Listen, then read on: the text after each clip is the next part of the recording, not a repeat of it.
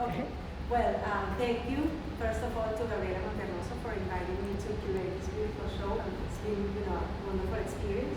And thank you, Joyce, for allowing me to be, in this conversation. I love your work, and we have had, wonderful exchanges. So, well, the first thing I would like to start is to mention or to talk about, about your creative process in relation to this exhibition, and in particular, how do you, because of course the name of the exhibition is Chasing Connections, and we will go deeper into what do we mean by that, but the first thing that comes to mind when we kind of look around is the connection with or to nature. So I would like to kind of start exploring how do you connect with nature, and how does that affect or impact your creative process? Okay, well, thank you. I guess the work that's here, photography, like any art form, is going to be a combination of the technical skills and then the creative side. And I think being out with the birds, spending so much time with them has enhanced my technical skills a great deal, because birds are small and flitty and flighty and take off and they never steal and they hide behind leaves. And so there's certain challenges with that, but beyond that, a picture of a bird is just a picture of a bird. So what I really want in my work is to tell a story. And so I think trying to find the creative ways to tell a story, not just the composition to make it aesthetically pleasing, but finding ways to connect with them and really show about their lives, how they connect and interact with others. I love texture and color, so to get the close-ups and see the amazing texture patterns that are in the feathers really intrigues me in getting eyes. For all my birds, if it's a light colored eye, it has to show. If it's a dark colored eye, I want to give the lighting such that little glint of reflection it is going to highlight that. But I want the birds to talk about what they're doing. The birds talk to me a lot. And that's something I would like to expand, and maybe we can kind of move towards this more, because we had a conversation when we were preparing for this show. That's when we met. But before meeting you, I received, of course, a number of your photographs just to review. And what really the first impression I got was that the birds seemed to talk to each other, to want to talk to each other, or to kind of say things. And then when we met, we talked about it, and then you mentioned how you find parallels between bird behavior and also human behavior. So that's something that I would like you to expand on, because that's exactly what I got. So if that's what you're trying to capture, I think you, at least with me, you were successful, because I was able to get it and to see, kind of they're wanting to connect. And we have, at the end, we can then move to see that, but can we, how do you, because that requires hours and hours, I guess, of yes. Observation, patience, but so in all that process, how do you find humans and birds to be similar? And maybe I just spend too much time with birds and it becomes part of it. But, and something is really obvious in this one, where you have the little house sparrows with the daddy and the baby. And most of the bird species, or many of them, once the baby's fledged and they're ready to be fed on the branch like this, it's the daddy that takes over, because the mom is trying to fatten up and have another nest again. So, and watching that and thinking about, well, how do we as humans, how do we raise our kids? How do the two parents or the single parents manage? And seeing those relationships and thinking about, well, maybe we could learn things from the birds too, but seeing their challenges, raising kids isn't easy for us or anybody, and really just seeing their interactions both with other birds and within their own species, and then the things that they have to do that reminds me of human situations. I mean, like this girl right here, it's a female summer tanager with a berry in her mouth. But the backstory on that is that she had just landed on the coast because she's migrating from the south to the north. They have to fly hundreds, some of them flying thousands of miles in a day. Sometimes they're flying over water, and these little birds are starving when they get there, and they're getting probably to a place that they don't know because they're just arriving. So that kind of need to adapt and to explore new.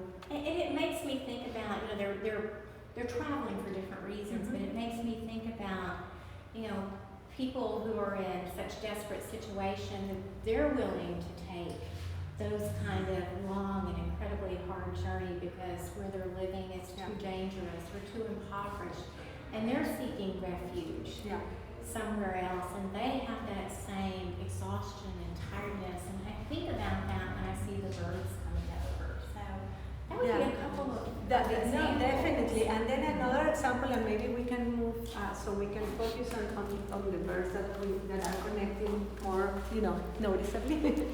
I remember you talking about like the mating dance in a way, how you observe that there is kind of in some birds a ritual. Let's put it that way. Like the one with the you know, with the stick. And that, then okay. There is very no.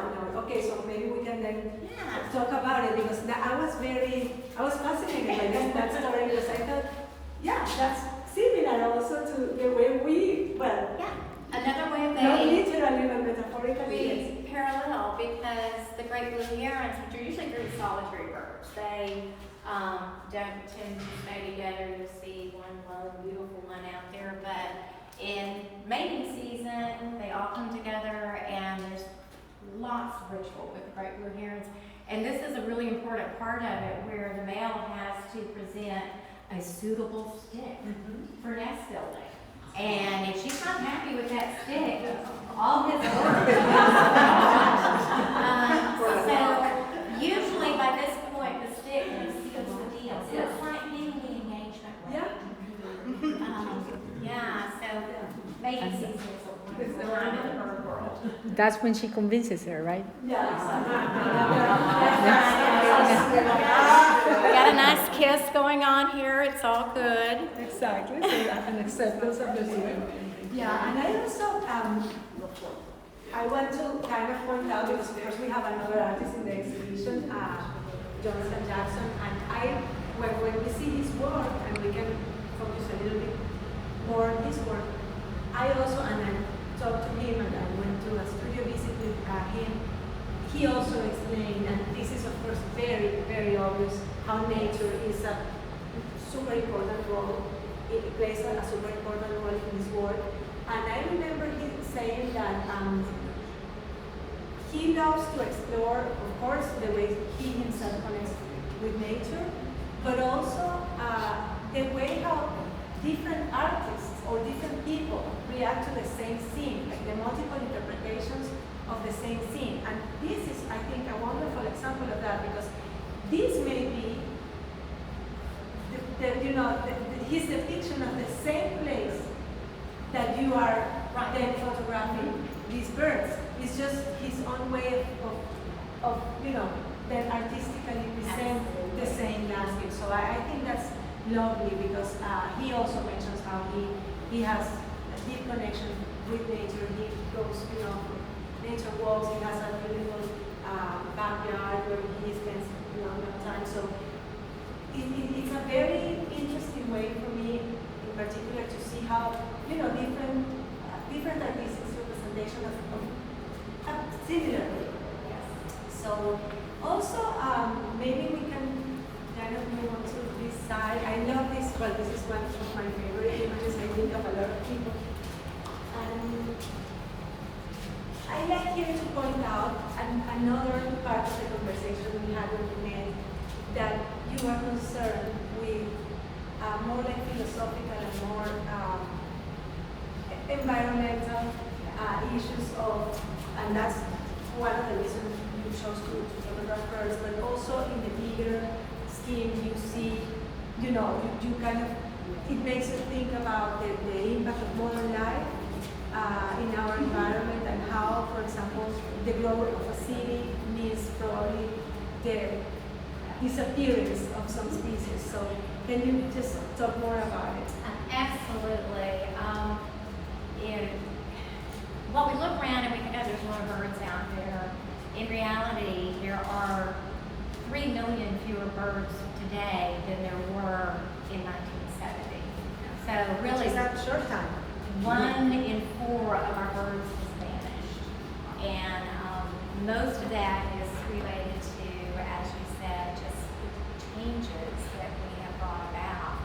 So, climate change, loss of habitat, still sometimes overhunting, but I think the loss of habitat is the most critical, which is often caused by climate change as well as other things. If you look around Houston, it's so easy to see. I mean, the most obvious is the roads that used to be rice fields, the highways, the sides along Interstate 10, now they're big industrial warehouses or they're housing. And so the places that we have for our birds to thrive are just vanishing. And these are the whooping cranes. And it's probably, of all the photos in the exhibit, the most obvious and telling about that, because in the early 1940s, there were less than 30. I think there were about 23 whooping cranes left in existence in the entire planet. Wow.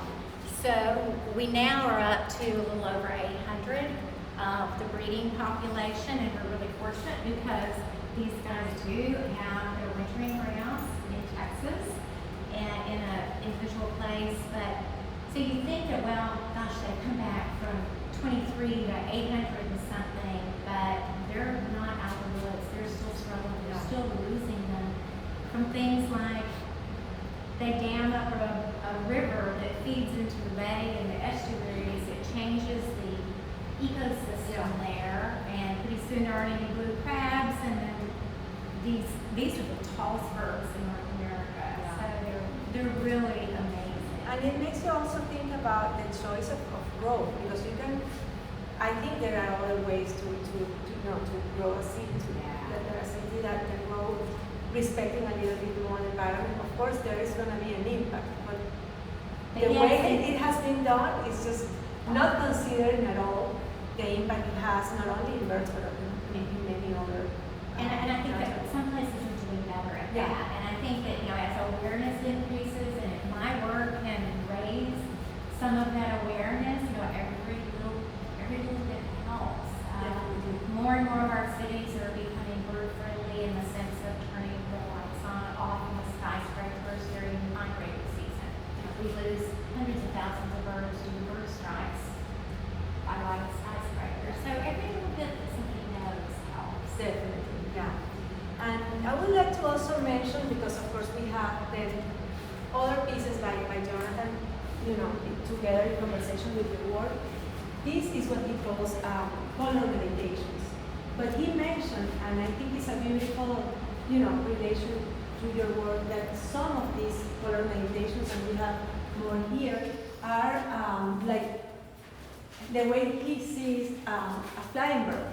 Like what a flying bird looks in rapid motion.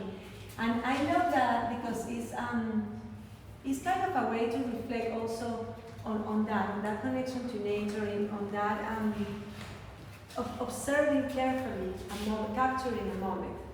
But again, the different ways that two artists do that. I mean, you capture a moment with a very precise, super, detailed. He captures a moment in a more just free the feeling, exactly. And then I think we can move on to another of my questions, that is what we thought about when we talk, and also me looking at your work is about relationships, right? Because we are talking here about connections, but not only connections to nature.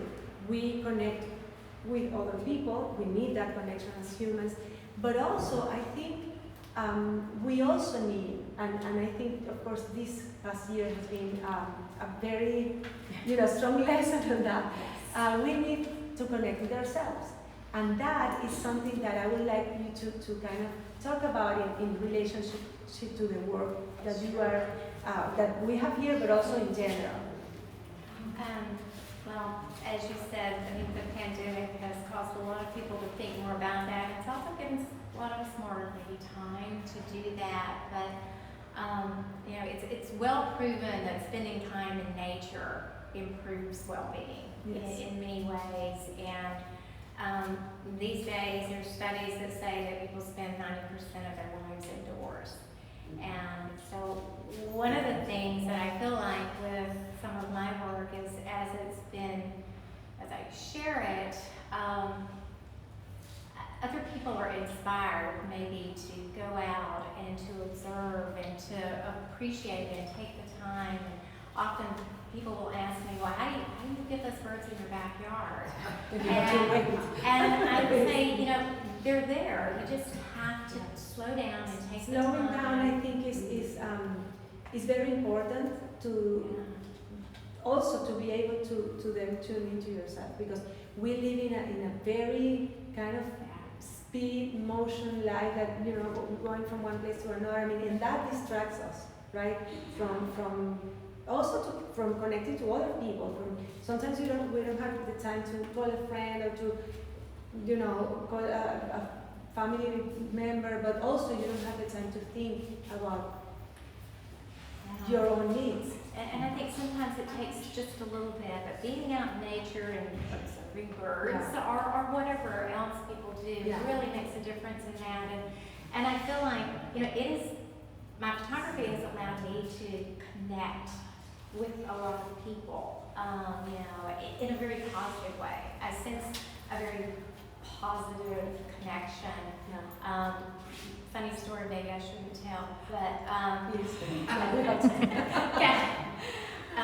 Gabriella will appreciate this. I think that if you're familiar with the Nextdoor app, and how things can get a little dicey on it, and I did start, a few years ago when it started seeming kind of dicey, and be like, I think I need to post a picture of a beautiful, peaceful bird. And that's really just also putting some positive input into the conversation. And then I developed these really wonderful, positive connections with other people, and so that has been fabulous. And as far as the self-peace and connectiveness, absolutely. I think that being in nature just really helps us to be more self-aware, and in turn, we all have more empathy. We all develop better social skills. Definitely, and also I guess it's also a very, very, very good practice of patience, which is because you have to be really willing to wait. But that also is a practice that you then can apply to other aspects of your life and also your art. I mean, just to be patient with yourself. Don't get desperate if you don't get the right shot at the first time. You just try again. And it's a practice. The birds do what they want to do. Oh, definitely. They're really terrible at following directions. I'm sure they are. But let's just move on to finish. We can jump and then finish here. But so this wall right here, I love how you also capture an instant. I mean, that is beautiful, because it's just, that is, I don't know how many times you tried, or if it was random, or how did it happen, but I love these two pictures together. I love them in relation to also to Jonathan's work, as there are kind of, that to me feels like water. Yes, definitely. So, tell us about the story behind these two. Well, the great blue heron at the top, and you had mentioned in the courtship one that typically they're very solitary. So most of the time, you're only going to see one, or if there are more than one, they're not close together. But they're such beautiful, magnificent, and in this case, colorful, because this was during breeding season. So this guy was just flying across this marshland, and I don't know, to me, it was so peaceful, but he just looked like he owned it. You know, this is my world. It brought me a lot of, and the tricolor parent down here, and because sometimes I give them personal attributes or human attributes that I know don't really exist, like, they've got attitude. But this one, to me, it just felt like it was saying, I'm free, I can dance, I don't care who's looking, life is good. In reality, he's probably fishing because they tend to dabble in the water and dip a little to stir up the fish, and they'll even hold up their wings to make a shade in the water so the fish are easy to catch. But for me, he or she is just enjoying life. Yes. And talking about enjoying life, of course, this is the last piece we will discuss because, well, both Gabriel and I love this piece from the very beginning because this needs to be very big so it can be seen because to us, and that's something I think we discussed also in our meeting, is looks like a celebration, like a gathering, like a party, which we are all finally starting to be back to that. But it's beautiful to see again another parallel with human behavior. Like they seem to be enjoying, being together, and that's just beautiful. And they're white pelicans, and they're actually cooperative hunters too, so they fish together. Okay. Whereas the brown pelicans they're on their own. Okay. But these will come together in a group and literally herd the fish, so they all benefit. Yeah, so it's like a community. From working together. And this is, I guess after they had quit their fishing, because they're all kind of preening, they're chatting and having happy hour now. And Chris, what drew me to this one was, it was, sunset time, and the sky and the water were exactly the same color. And I would just throw in, I never Photoshop nature work. I mean, by that I don't mean that you don't have to do a little lighting adjustment, but what people call Photoshop, I would never change the color. I would never take out a background and put something fake in. So this is what it was, and this is one of those moments that I talked about. On this one, it wasn't a long time that I was there. It was just enough time to capture this, but that 10 or 15 minutes was probably worth 2 or 3 hours of therapy. Yeah. To be in presence of such, wonderful meeting. And then what happened afterwards? They just flew or they stayed or what? They were still there when I left, yes. So they were, definitely having a fun time. But well, I think this concludes our talk. I don't know if you have something else you would like to add or I would just like to thank you because as curator, you did such a magnificent job of helping with selection and making everything work so beautifully together with Jonathan's wonderful paintings. It's been a delight, and also thanking Gabriella for getting me into this. And I don't know if we have questions from the audience or from the virtual audience. I don't know if someone would like to. I love the description of this picture. Plus, you just kind of talk about what she saw in that picture, the 3 different birds. Sure. Well, in fact, I think 2 or 3 people today have even said, oh, I thought that was 3 of the same kind of bird. And it's not. It's, if you're interested, it's a ruddy turnstone, a sanderling, and a semi-palmated plover. So 3 different little shorebirds. But you frequently see them together. The little sanderlings are almost always mixed in with a lot of other gulls and terns and shorebirds. But I love this one because they seem to be, I tended marching together because they really seem to have the same purpose in mind, and they were cooperative in doing this, although it does to me look like a little sanderling is large and in charge, and he's actually tiny.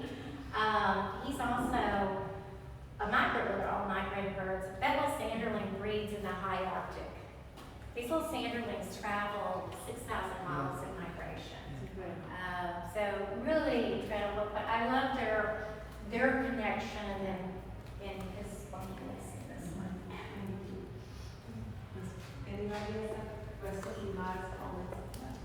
It's wonderful. All your knowledge of the birds, how did you acquire all of that? Research.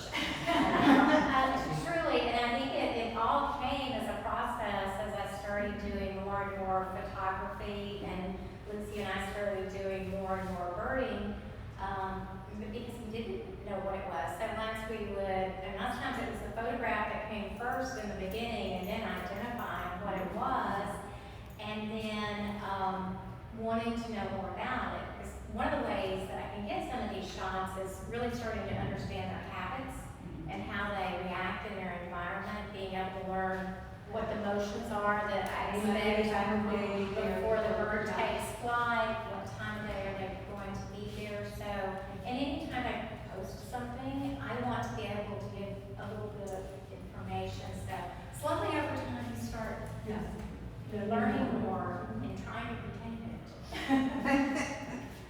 That's always you can write about it and go back to it. There you go. Gabby, do we have anybody from the audience? We have people, but nobody's asking anything. Nobody's asking. Okay, that's fine. No, just not to, but anybody, that would you, no more comments or questions? Lovely interview. Thank you. Thank you for being here. This was amazing. Thank you.